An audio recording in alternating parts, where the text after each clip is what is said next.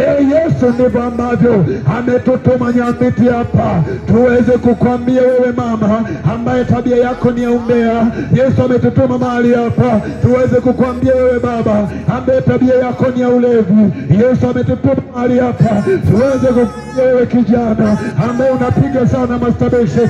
Yesu ametutuma mahali hapa tuweze kukwambia wewe binti ambaye una mchepuko. Leo hii utubu, uachane na hizo tabia, maana moyo wako ni mchafu, maana moyo wako sio safi. Na Yesu anasema heri wenye moyo safi, maana hao watamuona Mungu. Kama moyo wako umejawa umbea, hautamuona Mungu. Kama moyo wako umejawa uzinzi, hautamuona Mungu. Kama moyo wako umejawa ufilaji, hautamuona Mungu. Kama moyo wako umejawa tabia za ajabu, hautamuona Mungu.